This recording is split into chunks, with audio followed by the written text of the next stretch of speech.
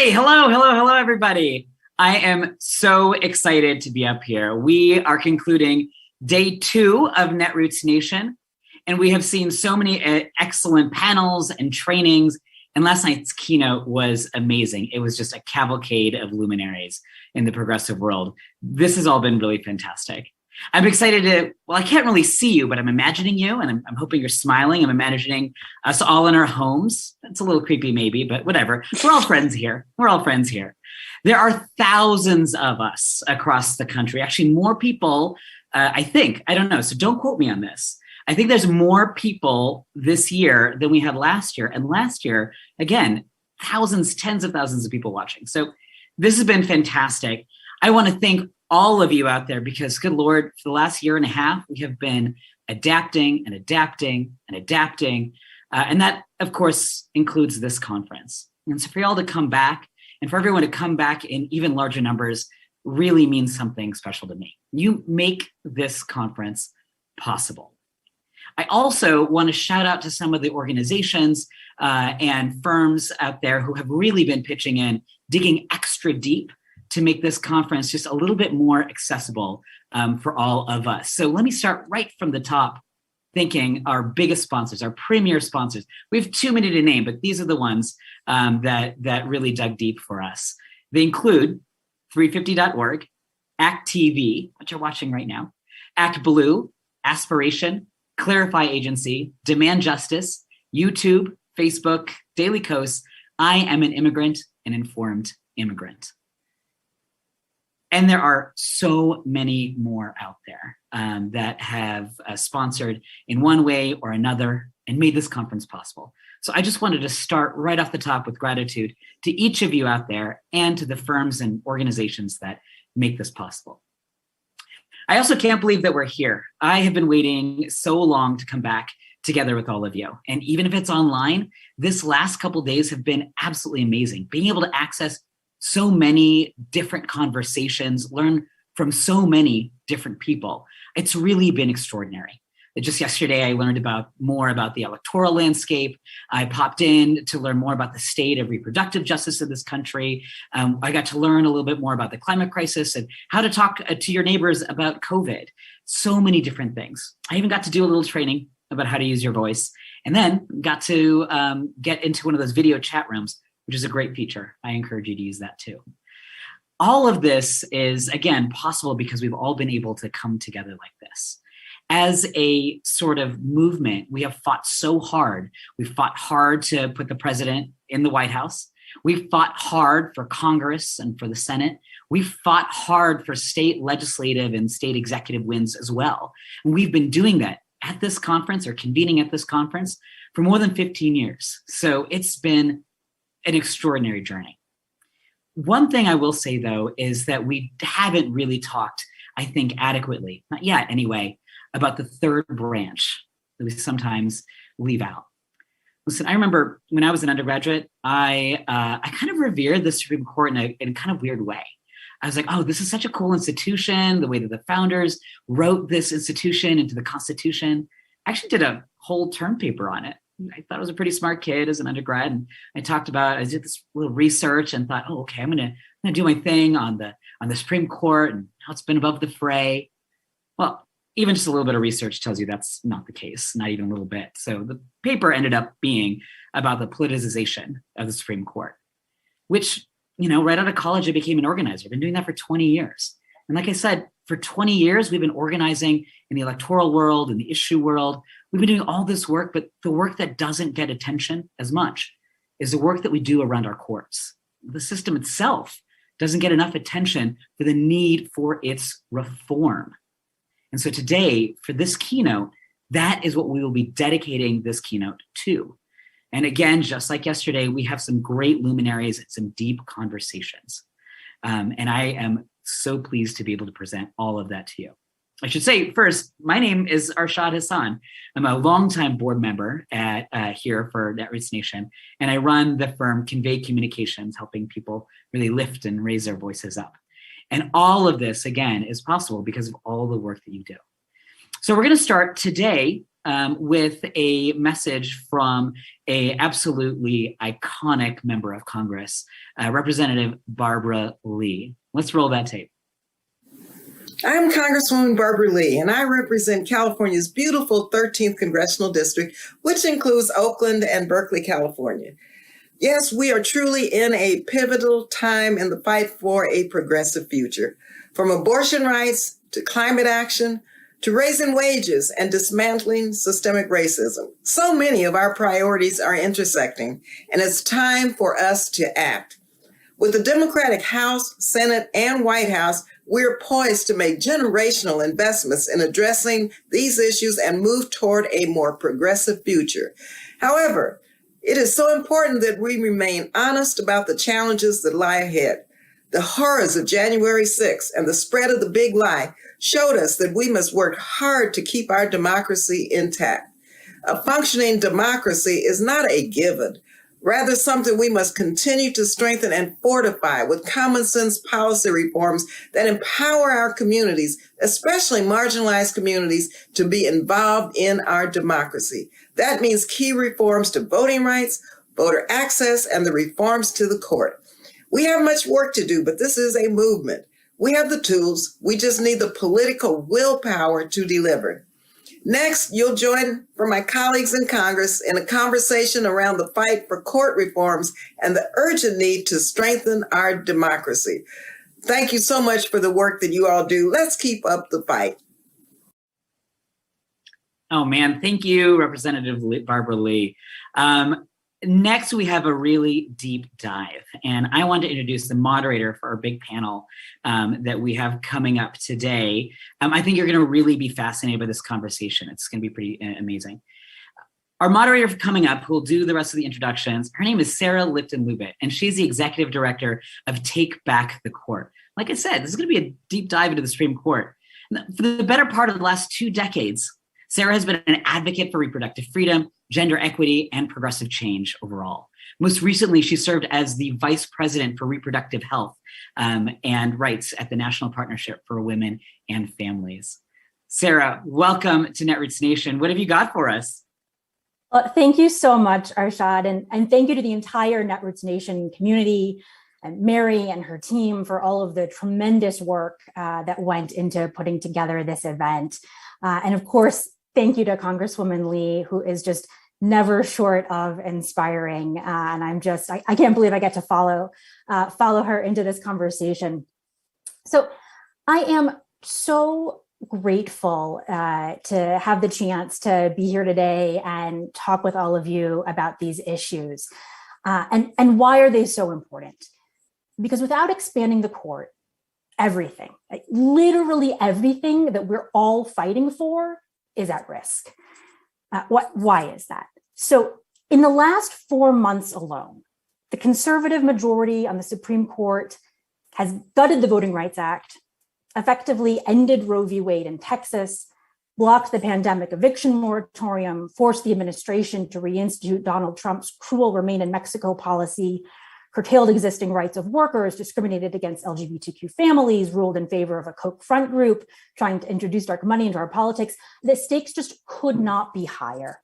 And that is why I am beyond thrilled to be joined by 2 incredible champions, Congressman Mondaire Jones and Senator Tina Smith. Congressman Jones is serving his first term as the congressman from New York's 17th District.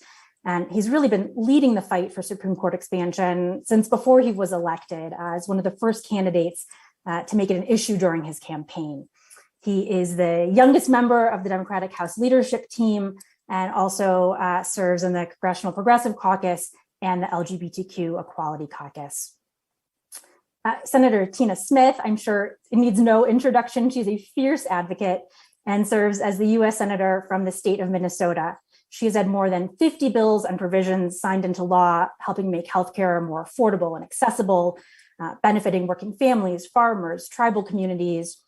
Prior to coming to the Senate, Senator Smith served as Minnesota's lieutenant governor, and critically, I think for this conversation, as a Planned Parenthood executive. And they are both just exactly the kind of champions that we need now more than ever. And I'm really excited to dig into this conversation with both of them. So, Congressman Jones, let's start with you. You recently wrote a piece about the court's systematic dismantling of voting rights that begins, before the politics of white grievance wore a red hat, it wore a black robe. And I take from that, well, one, you're an excellent writer, but two, that these issues with the Supreme Court are something that you've really seen brewing for a long time. Can you talk to us about how you came to conclude that we have to expand the Supreme Court? Well, Sarah, thank you for that very kind introduction. And it's such an honor to be alongside someone I've admired for a very long time. And of course, that person is my fellow Stanford alum, as the senator from Minnesota, Tina Smith. It is clear as day to the American people who increasingly are in support of court expansion that this is no longer the same Supreme Court that decided Brown v. Board of Education, or Roe v. Wade, for that matter, as we've learned in recent weeks. It is the case that we have a 6-3 far-right, hyper-partisan supermajority on the Supreme Court, and it is a majority that is hostile to democracy itself. What really got me going is the court's systematic dismantling of the Voting Rights Act of 1965, that crown jewel of the civil rights movement that, when it was passed, became the first time in our nation's history that we truly had a multiracial democracy. And it is through case after case, beginning in Shelby v. Holder in 2013, which struck down preclearance, unleashing or allowing the ability of states like Georgia to enact the laws that they've enacted, that we've seen this new era of racist voter suppression. And of course, even before Shelby, there was that 2010 case called Citizens United, which unleashed unlimited corporate spending in our elections. And I believe that we are seeing the repercussions of that today as policies that are enormously popular across the political spectrum are in peril of not being included in this Build Back Better Act, among other things, because of the chokehold, really, that corporations have over some politicians through their outsized influence in our politics. So this is an existential question. This is about whether we will continue to have a democracy as the people who don't want to certify presidential elections, after nearly dying alongside me hours earlier at the Capitol on January 6th, are poised to regain control of Congress if we don't use this rare opportunity to actually govern and to undo the voter suppression that we have seen and to shore up existing systems through same-day and automatic voter registration, and into partisan gerrymandering and so many other things. But of course, restoring the Voting Rights Act of 1965 through passing the John Lewis Voting Rights Act. Thank you. There's just so much at stake for our democracy that we really need to dig into and talk more about today. Senator Smith, you spoke out about court expansion in the wake of the court's decisions in the Texas SB 8 case, a law banning abortion at 6 weeks of pregnancy before many people even know that they're pregnant. And to say that that was a sobering moment, it clearly is an understatement, that the court would just enable Texas like that in the dead of night in a one-paragraph opinion on the shadow docket, no oral argument. I mean, I could go on and on. Can you talk about what that decision in the Texas case meant to you? And in light of that, how you think about issues of court reform? Well, yes. And first, Sarah, it's great to be with you and great to be with all of NETROOTS Nation. And Mondaire Jones, it's good to share the screen with you today. It's wonderful to be a part of this conversation. So, Sarah, when that court case came down, that shadow docket decision, as you say, in the dead of night, effectively denying the people of Texas their right to an abortion, that ability to control their own reproductive lives. I mean, I was stunned, but I wasn't surprised. How could you be surprised? Because what happened with that shadow DACA decision was the culmination of what has been 50 years of an organized, highly funded effort to capture the courts of the United States of America, led by the Supreme Court. And what you saw in that decision, that Texas decision, was a court that was willing to throw out 50 years of precedent to pursue what, in my mind, is clearly a political goal. And when that happened, I said to myself, how could you not, you can no longer not deal with the reality of what's happened here. I think a lot of us have this sort of hopeful idea that in the midst of all of this polarization and all of the great challenges to our democracy, that the Supreme Court still stands as the branch of our government that is above politics, that is what it was supposed to be, what it was designed to be, which is a neutral arbiter of the facts and the law. But at our great peril do we ignore the reality of what has happened to the courts because of that 50-year effort by far-right extremists, the Federalist Society, and this campaign to take over our courts. And so for me, at that moment, the question is, okay, like, you can smile and look the other way, or you can figure out what you're going to do about it. And clearly the need for reform is shouting out to us. One of the most important reforms that we can make, that we have within our control, is to add members to the United States Supreme Court, to get it to 13 members, which would restore balance to the court and allow the court to more effectively do what it's supposed to do, which is to interpret the law and not make the law. So that was a clear and obvious step to me as I thought about it. And, I thought about it in the context of my years of being an activist and an organizer, especially my years working at Planned Parenthood as a volunteer, and then as a leader of Planned Parenthood, working for them. And I saw what this means to women who get so fundamentally that if we don't control our reproductive lives, we don't control anything about our lives. And that the Supreme Court could just take that away so dramatically and so quickly was a call to action. I think not only for me, but for many, many people. And honestly, I think it's going to be a call to action as we go forward into the next election as well. No, I think that's exactly right. There's this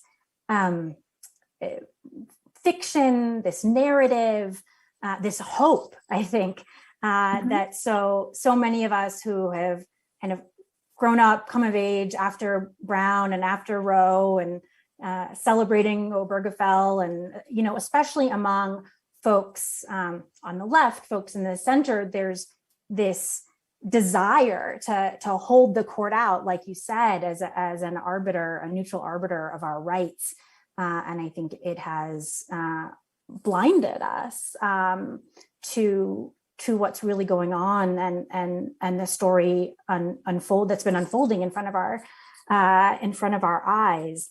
But as you said, this moment, the court's actions, in the Texas case, in the voting rights case, in some of these other decisions that we've seen, have been a real activating moment for so many people. To see what's truly going on. And I think we've seen, in recent polling, that public confidence in the court is really in free fall, particularly among Democrats and independents. And I know some of the folks who've noticed that are the justices themselves, right, who've been going on these speaking tours, really lamenting the fact that there's this public perception that they're nothing more than politicians in robes, or I think partisan hacks, right, as some like to say, and coming on the heels of all of these decisions, that certainly rings hollow to me, and I think it doesn't help that they're giving these speeches, literally standing next to Mitch McConnell, talking about how nonpartisan they are, but the justices talking about wanting the public to trust them more. I don't think that's going to work. I hope it doesn't work, shouldn't work. I'd love to hear what each of you, think is necessary in order to restore the court's legitimacy, in order to make the court worthy of that trust. Congressman Jones, do you want to share your thoughts? We must expand the court in order to accomplish that. It is simply the case, based on the evidence before us, a systematic dismantling, again, of the Voting Rights Act and overturning of generations of precedent, despite the fact that in that specific example, Congress unanimously reauthorized the Voting Rights Act in the Senate in 2006 and nearly unanimously reauthorized in the House. When does that ever happen? This Supreme Court majority has sort of leapt out of its seats to strike down laws that protect the right to vote, especially when it concerns people of color in this country and lower income individuals. It has not seen a voter suppression law that it has found to be unconstitutional. Now it is, in addition to quietly overturning Roe v. Wade, because if it doesn't exist in some parts of this country, then it doesn't exist at all. I want to be clear about that. It is moving to explicitly overturn Roe v. Wade in a case that it has granted review to, in addition to an expansion of its terrible decision in DC v. Heller, which made us all unsafe. It's taken up a case that would expand, with respect to that case, the right of people to own firearms in this country, making it an unfettered right, I think.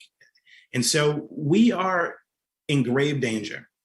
It is no exaggeration to say, because of the partisanship on the court, the Roberts Court, to be precise. And I don't think that moral persuasion or even the best education that you can get in this country, which all of the justices have, is sufficient to get them to do the right thing. I think what is required in the face of these brazen power grabs by the conservative majority on the court is to do what we have done 7 times in our nation's history, which is adjust the size of the court to restore balance. Most Americans don't believe in a 6-3 anything. And so I think that's part of why there's just so much support, a groundswell of support among the American people for this idea of rebalancing the court, restoring balance by adding 4 seats. And I think, unfortunately, no other proposal that I have heard, including from well-intentioned people, would stop the crises that are currently endangering us. The crises of rights being stripped away that we had just taken for granted when it comes to reproductive freedoms and the fundamental right to vote. It's why I'm so proud to be championing this bill along with the senator. We really are in crisis. Senator Smith, did you want to build on that at all? Well, I really appreciate what Representative Jones is saying, and I am thinking as I'm listening to him speak, I'm thinking about how we got here.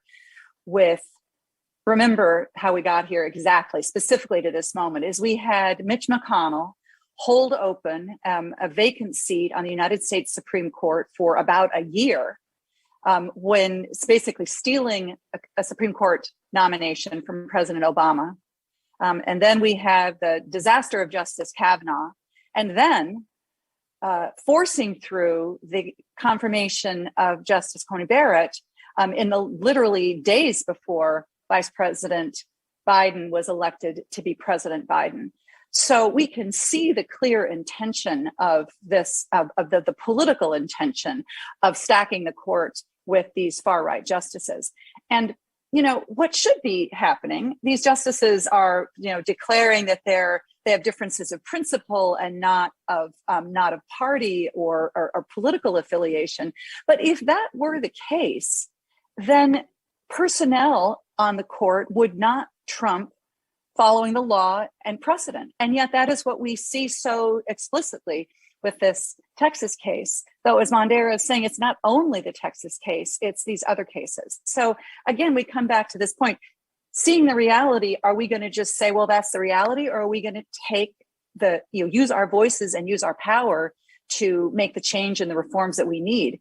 Adding justices to the court is an extremely important step, and I'm very glad to be joining Representative Jones here. I also want to say that I think there are other things, other kinds of reforms that it makes a lot of sense to look at.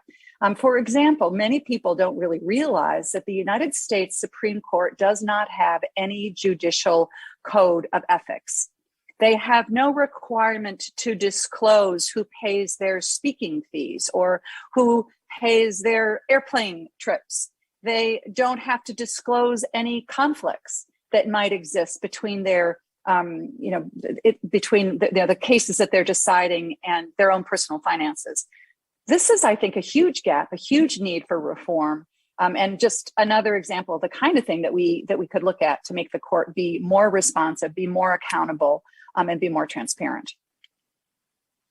And I just say, I'm just so glad to have both of you in this fight, because there's the need is so tremendous, and your leadership is so necessary and so spot on and clear eyed. And to everyone watching right now, I just wanted to encourage you, if you're attending the conference and watching through Socio, please drop your questions in the comment feature, and we'll do our best to take them later on in this conversation. So, it's like we have these two poles of what's happening right now. As both of you just described, we have a court that is issuing just these radical, precedent unbound decisions. We have a supermajority of justices who got there in a blatantly partisan, illegitimate way.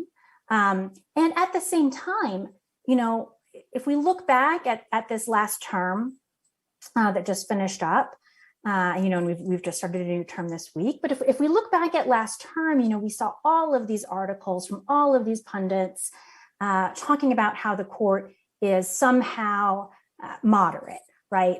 Based on decisions about, mundane aspects of law where the various justices can agree.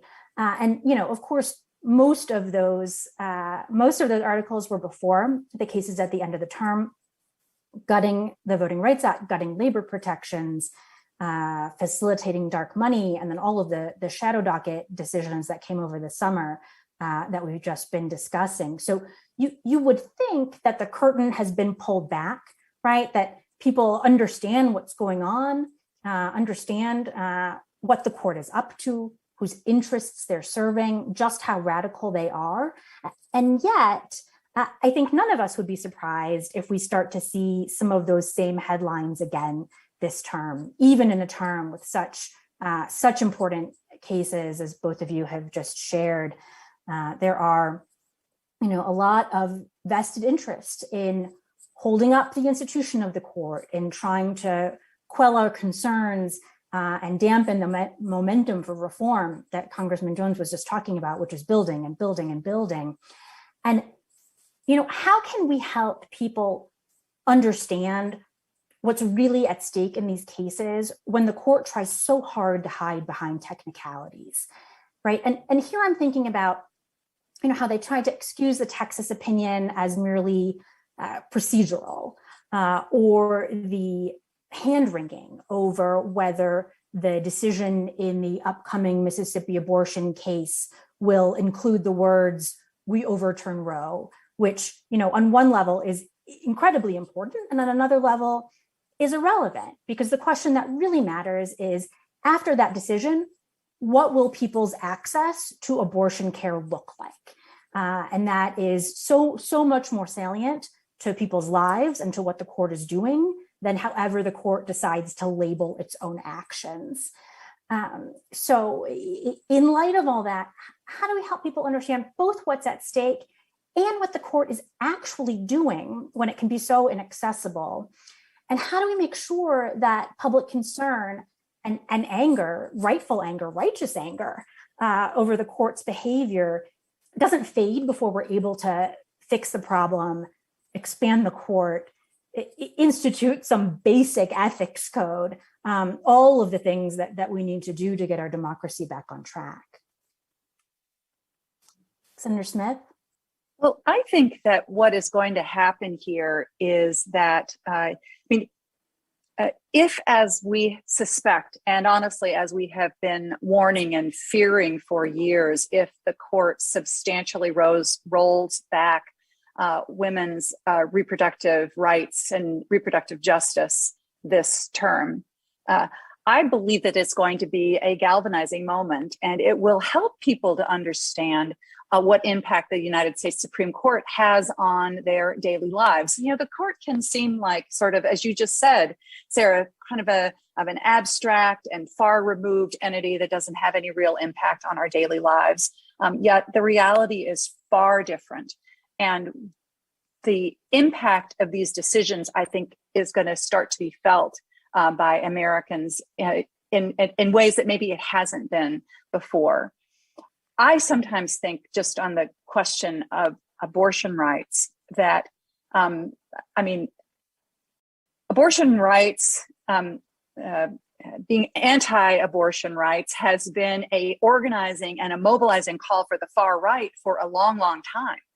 And they are about to, I think, be the dog that caught the bus on this issue, because we know that on that issue of reproductive choice, that is broadly popular with the American public. And yet I believe we're on the verge of the Supreme Court overturning that right.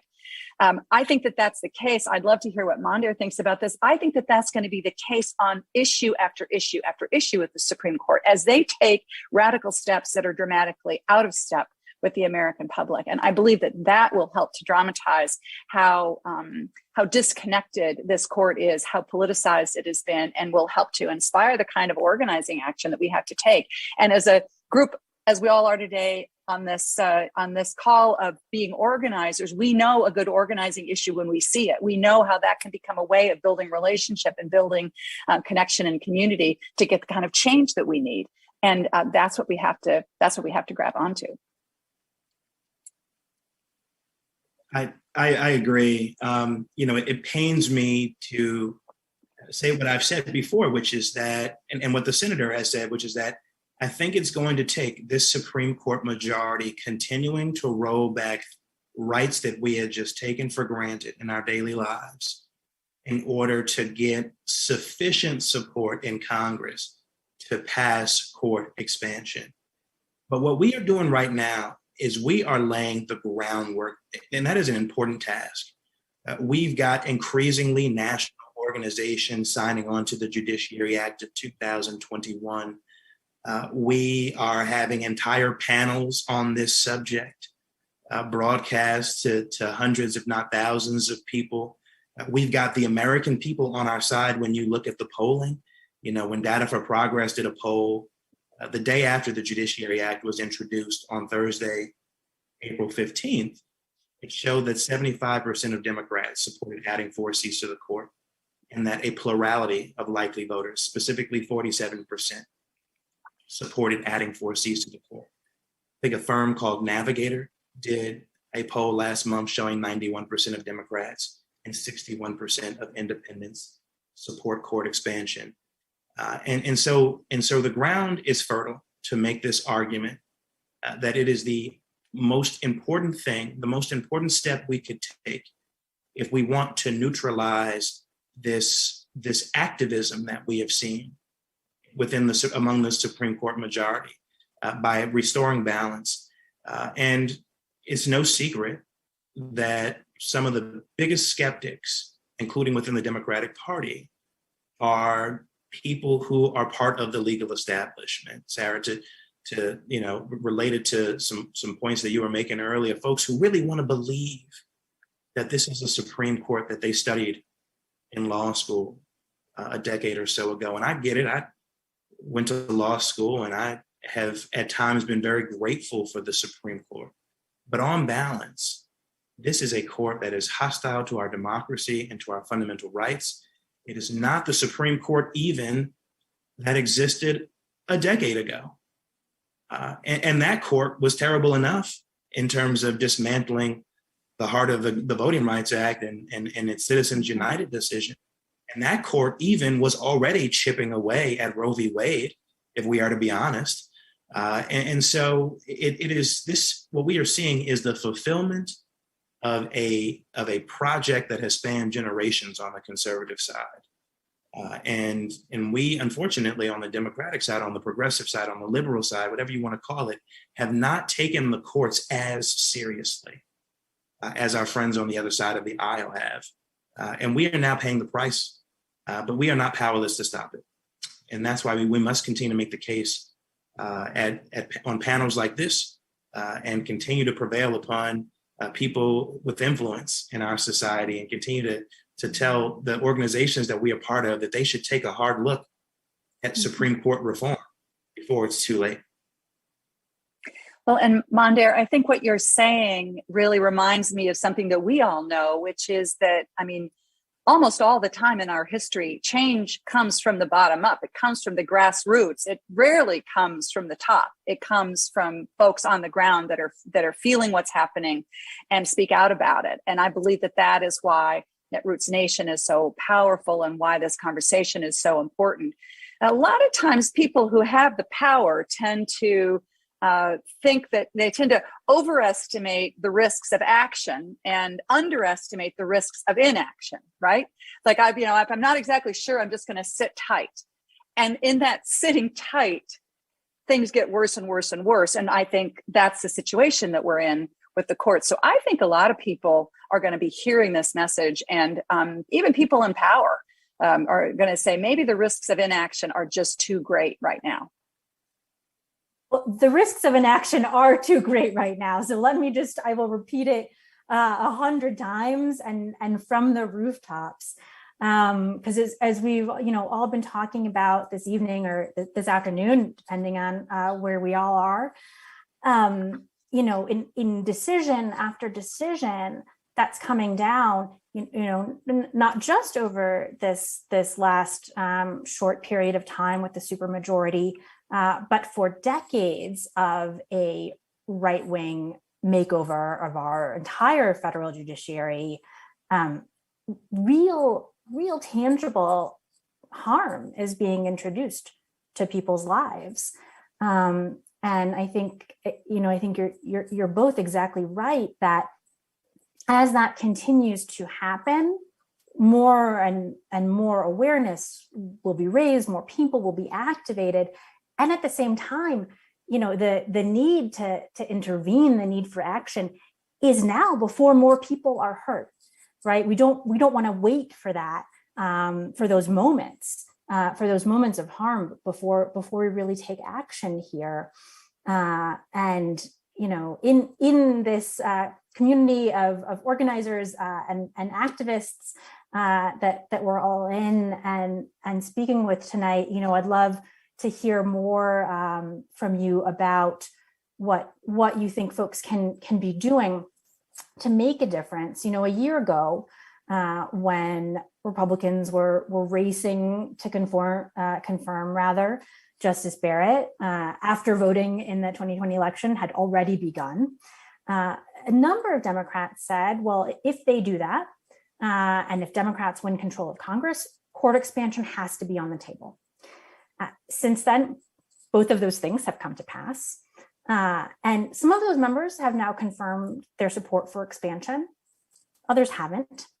And many other members who understand the threat the court poses to our rights, our health, our economic well-being, and who understand the illegitimacy of the supermajority and how folks were put there, have not yet vocally embraced expansion. So, I'm curious, these are your colleagues.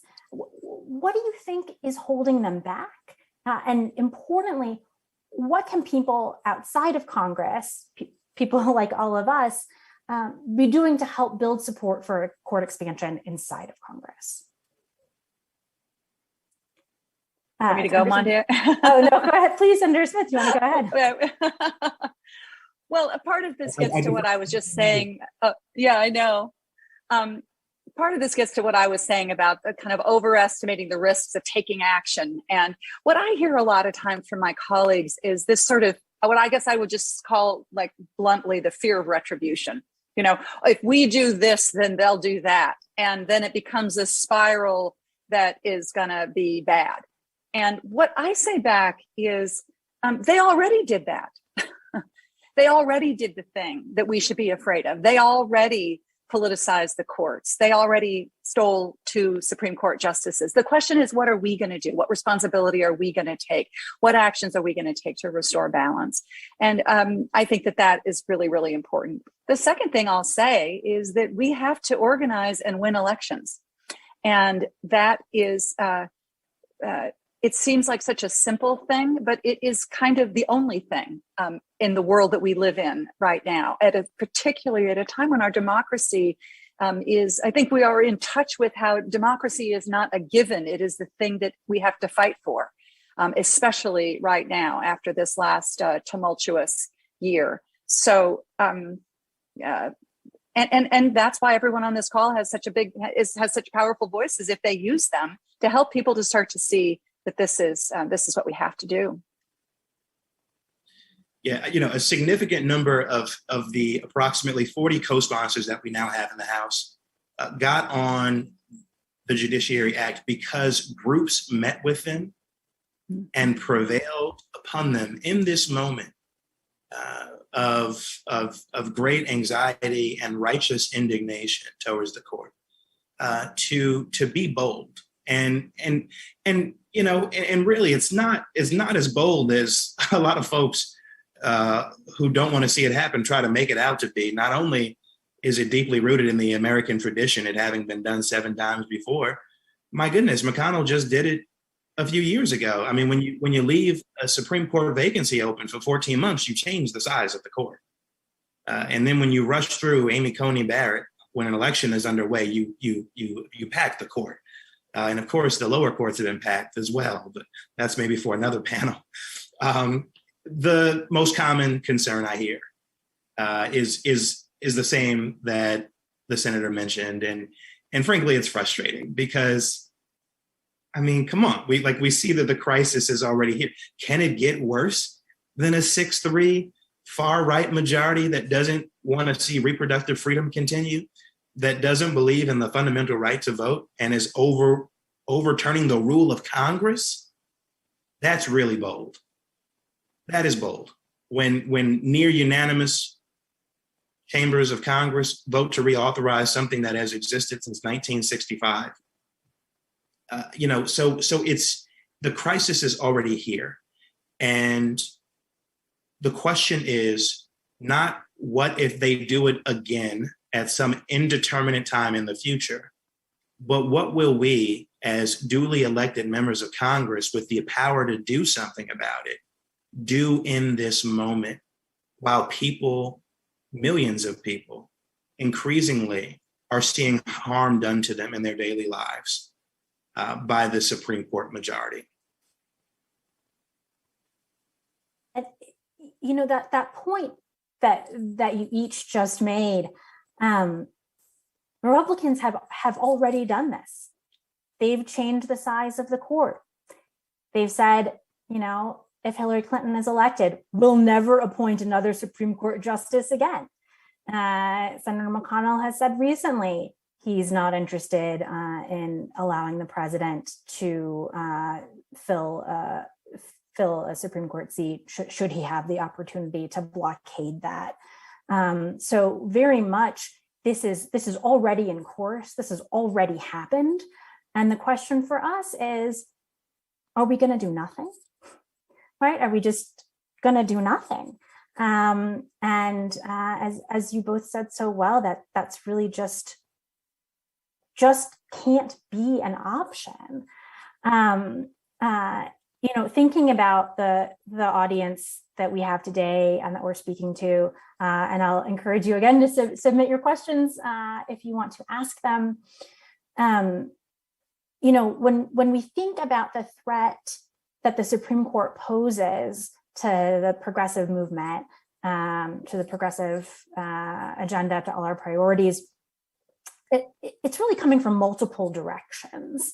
So scores of laws are being passed right now, anti-abortion laws, as we've been talking about, voter suppression laws, as we've been talking about, precisely because people think that the ultra-conservative supermajority will uphold them, right? And all signs point to, yes, they will do that. And folks need to be clear-eyed about that. And at the same time, we've also seen the conservative justices be unwilling to merely assess the cases before them, and instead have chosen to invite cases, right? To ask for cases that are going to help them advance their agenda and their goals. Justice Alito has famously done this in an effort to undo various labor protections. Chief Justice Roberts has a very long and not good history with voting rights, and an agenda that he's been pursuing.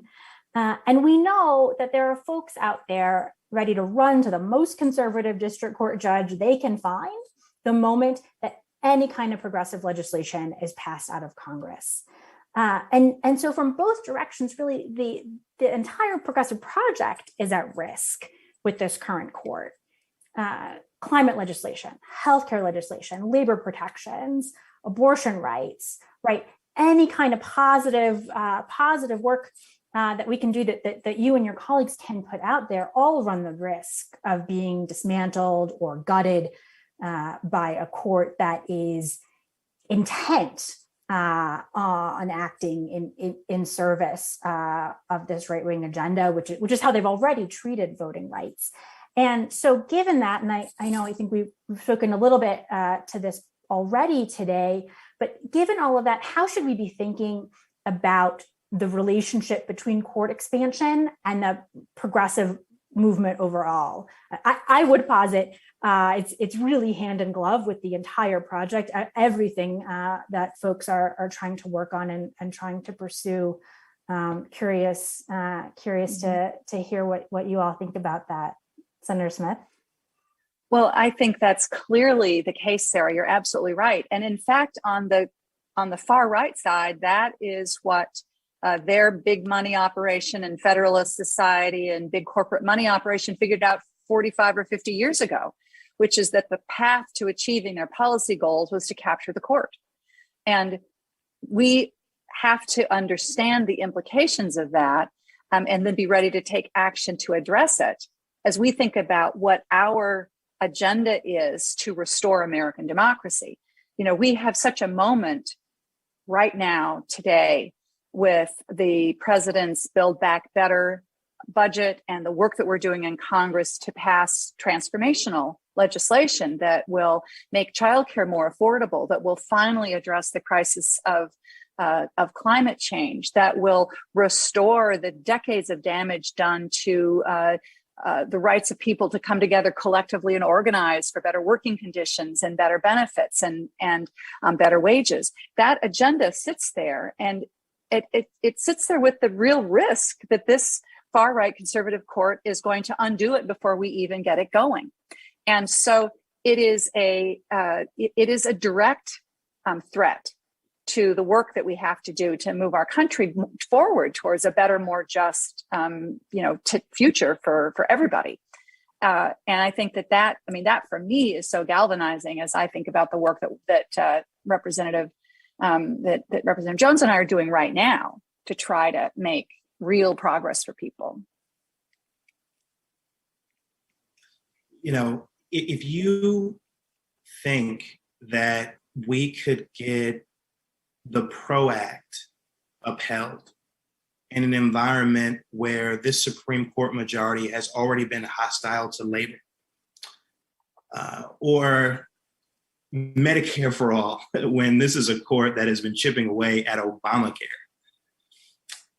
or even betting that once we pass in the Senate the Women's Health Protection Act, that this court won't potentially find ways to make exceptions to it, or maybe even strike it down altogether, then I think that people are not thinking clearly enough about how activist the Supreme Court majority has become.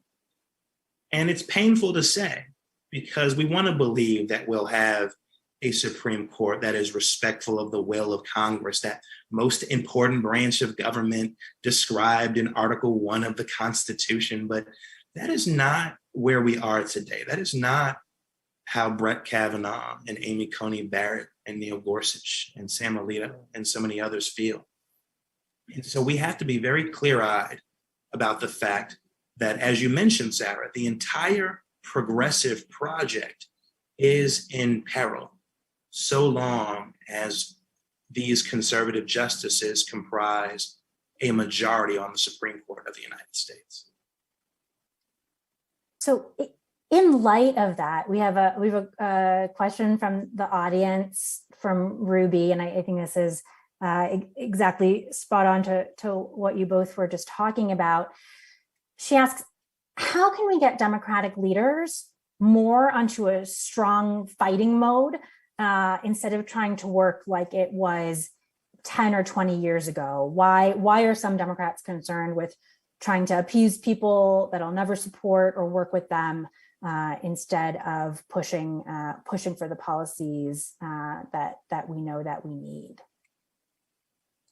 Elect more progressives to Congress. Seriously, we bring a sense of urgency around these issues with us. We are unafraid to be bold in our prescriptions for the most intractable problems that our nation and that the globe face. And it's not something that's unpopular. These policies are deeply popular, including court expansion, are deeply popular with the American people. And we also candidly need more national groups to get behind this. I've been a little frustrated by some of the conversations I've had, and we've seen some progress on the filibuster in recent days with certain national groups. I'm so grateful for that leadership. But a lot of members of Congress still look to see whether certain national groups have endorsed something before going out on a limb as they consider it. When in reality, what ends up happening is that the American people tend to be farther along than certain members of Congress who are playing catch up oftentimes. Yeah, I completely agree with that. And, as you're speaking, Mondaire, I'm thinking about being, coming from the state of Minnesota. I consider myself to be a pragmatic progressive. I want to figure out how to accomplish things for people. And I believe that we have to always be focused on the people that don't have a voice at the big table where the decisions are made. And too often the folks sitting around that big table just are out of touch. Honestly, they don't really understand what's happening in the lives of their constituents. And, Minnesota is the proud home of Hubert Humphrey and Paul Wellstone. But it's also the home of Jesse Ventura. I mean, it is a state that is dynamic in its politics. But what I have learned from representing this state that I think goes directly to Ruby's question is that people just don't really want you. They want you to don't be afraid of your own shadow. Don't be afraid of speaking out. Don't be afraid of using the power that we have to accomplish things for people. That is why we are here. And I think if we did more of that, and if you got out there, I can go to the most rural parts of my state and I will find the most progressive voices. People who this is not, I don't believe, always an urban versus a rural issue, or it is about just whether or not you have you have the guts to stand up for what you know is right. And we do need more members like that. And we also need to appreciate that every state is different. Not everybody is going to be representing Minnesota or the district that Mondaire represents. But in that big milieu of progressive politics, there is so much space for us to be able to get important things done. So I've seen it here in my state, and that is what I try to do every single day. And we need to be stronger. I'm going to take this opportunity to make a plug then, which is I know a lot of folks watching work for progressive organizations, work with them, work near them. And so, my ask to you is, if you're working in an organization that hasn't come out in support of court expansion yet, that hasn't, had the conversations that it needs to have about court expansion, and how salient it is to the entire progressive agenda and entire progressive movement. Please have those conversations. You just heard how important it is to be able to support leaders in Congress who are trying to have these conversations with their colleagues, for you all to come out in support of these issues. In the last few years, this movement that we're all building, this amazing movement for court reform, has grown from probably 0 to now 90 groups in support of court expansion. So be 91, be 92, be 100, right? That's how we build this movement, and that's how we get this done. And you don't have to take my word for it. Listen to the senator, listen to the congressman. We need that kind of mobilization.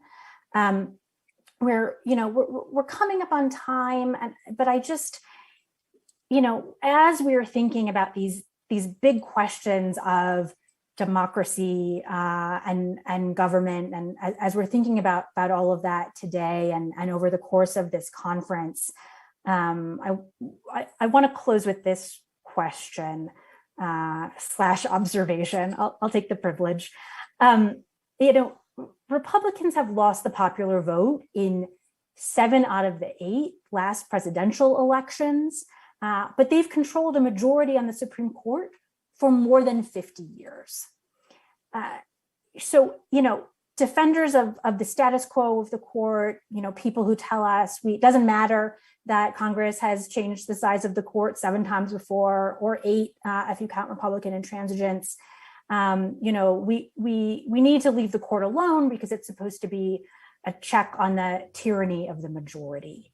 But instead, I think it really has become something different and something worse, right? Which is like a tyranny of the minority. And we see that in Congress as well. And that really, threatens the very legitimacy of our government, which is based on the consent of the governed, right? That's what our entire structure, our entire democracy is about.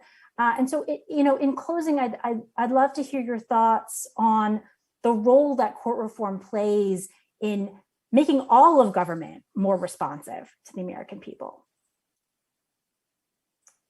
Senator Smith.